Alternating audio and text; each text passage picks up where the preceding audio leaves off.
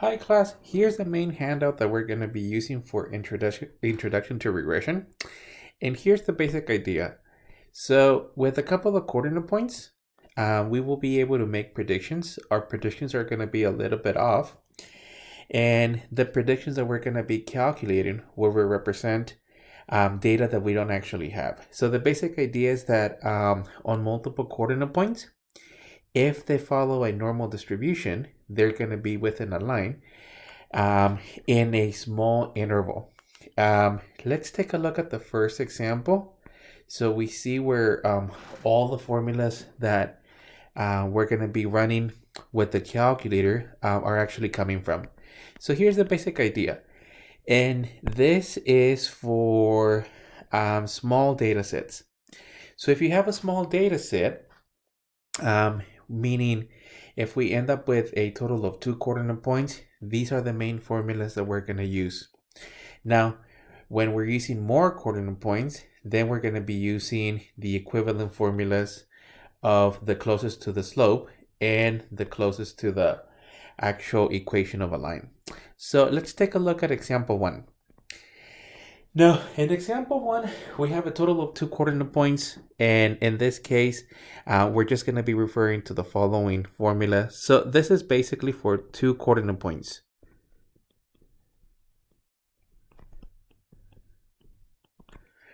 And on the first problem, they want us to provide a scatter plot of the coordinate points. Remember that all of your coordinate points are in an X and Y format. So if they want a scatter plot, we're talking about basically X's and Y's. And I'm just going to say that these are your X's, these are your Y's. And then we're going to plot these as close as possible to what we have.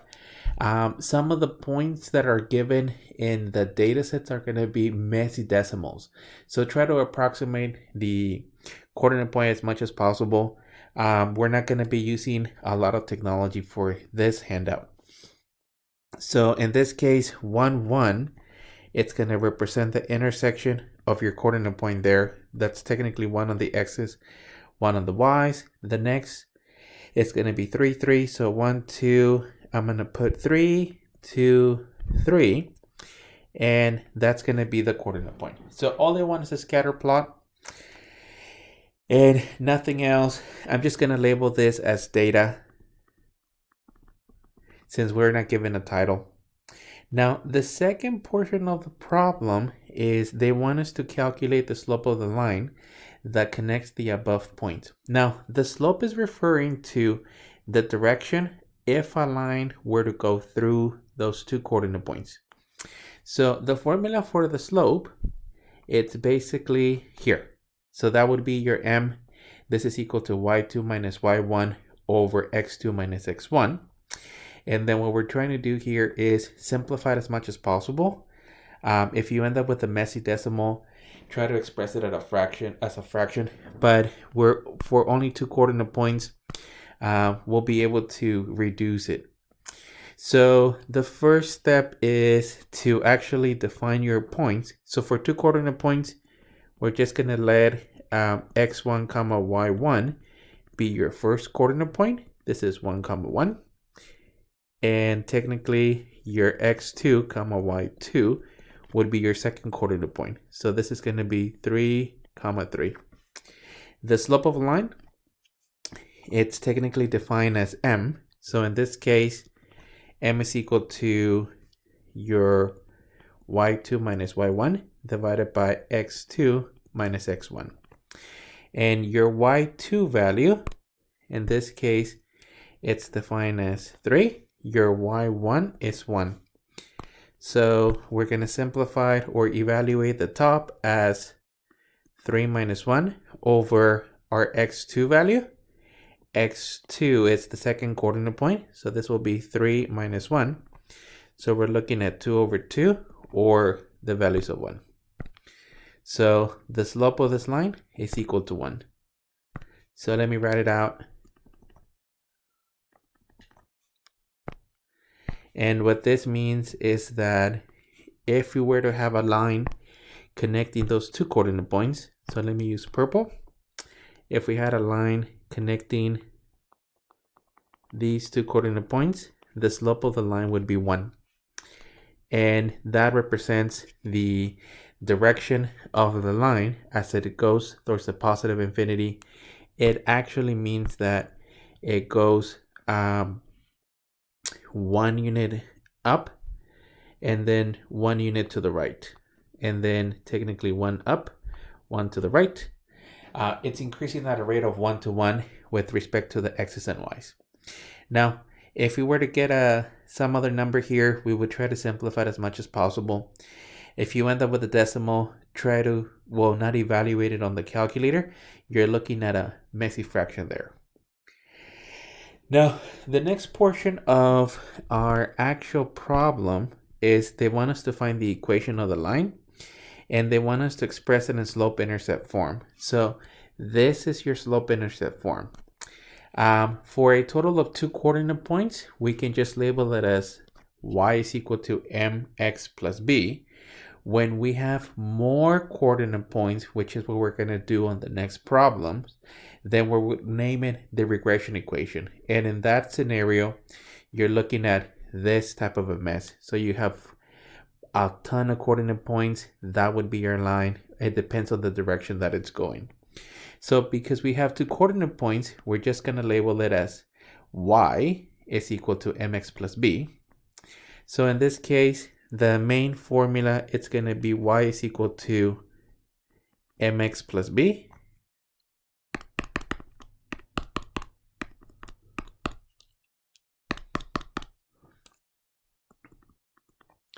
We already have m is equal to 1. And then we just need to find b. So let me write it as find b. Now to find b, in this given equation, you can plug in any of the 2 coordinate points. I'm just going to use the easiest one, which is in this case 1, 1. So use x, y to be 1, 1. So to find b, you're going to have that y is equal to mx plus b. So in this case, y is equal to 1. Remember that you're looking at y is equal to 1, x is equal to 1, and then m, we found that that was equal to 1. So in this case, it's going to be 1 times 1 plus b. I'm just replacing, each one of the terms that we found. So we would end up with 1 is equal to 1 plus b. And then in order to find b, you subtract 1. So we would end up with the actual value of 0 is equal to b.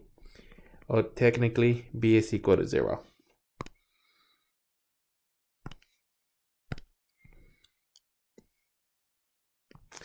And then the actual equation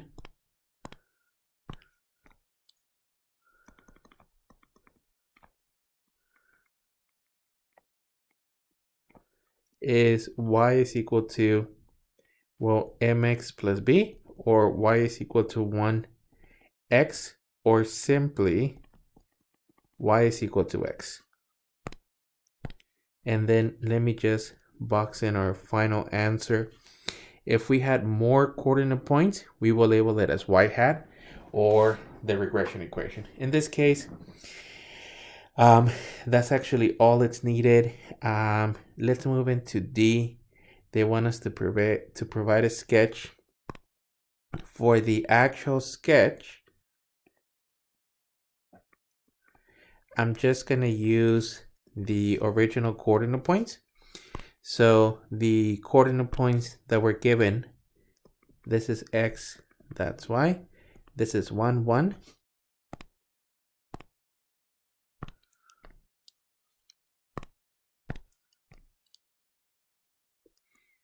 And then the other one was 3, 3. So technically 1, 2, 3, 1, 2, 3.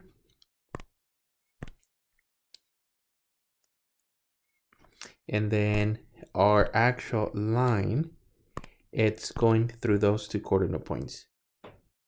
So I'm just going to try to do a straight line as possible. This represents y is equal to x. And then that's actually it for part D. Now, one of the main objectives of this section is that the coordinate points that are given, or the data that it's given, its pair, meaning it's in coordinate points, or basically they're somehow attached, the x and the y's, they may be the same subject, or depends on what the data is given. And then we will be able to find predictions on values that we technically don't have. So for example, on this particular one, they want us to find the prediction for x is equal to 10. And to find predictions, you're using either y is equal to x or your y hat, depending on what you're evaluating. So in this case, for x is equal to 10, your y value, you're looking at, well, the equation is y is equal to x, so y is equal to 10. So in this case, the prediction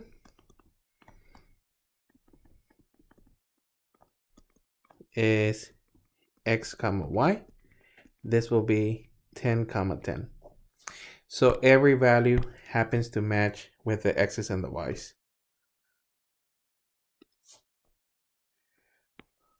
On problem F, they want us to find the prediction for y is equal to 0.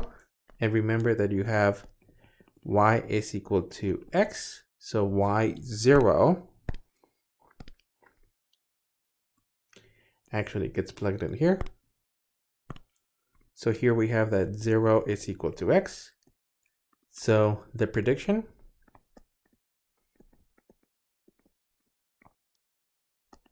is x and y. And in this case, this is also going to be 0 comma 0.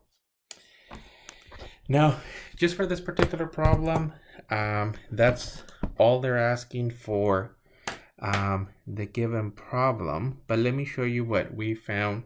So let me pause the video. I'm going to go into Desmos.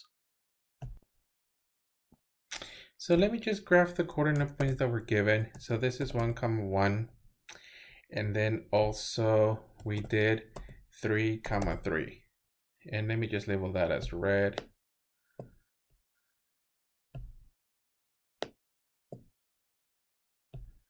And then what we did is found the equation of the line, which is x. And you can actually see here that our actual line goes through those two coordinate points. And as I was saying earlier, the slope ended up being 1, which means you go up 1 and then 1 to the right. The coordinate points that we found that were predictions were 0 comma 0. Those are coordinate points that were not on the line, and or that they were not given, and then 10 comma 10. So let me just make that one purple. And as you can see here, let me label those two with a total of 2 coordinate points that were given. In this case, the red ones, we were able to come up with predictions. You can see 0, 0, and 10, 10 of other coordinate points that were not given. And the idea here is that you're going to be given some coordinate points. With these coordinate points, you're able to find predictions of data values that are nearby or within the vicinity. Like in this case, for this particular problem, we were given data of 1133. If the data follows a bell-shaped distribution, we could come up with values near those coordinate points with a little bit of error. But that's the basic idea, that given a couple of coordinate points, we can find predictions. We'll jump into example 2, which is a little bit more messy, but we'll use technology to find the actual, the equivalent slope of a line, and then the predictions.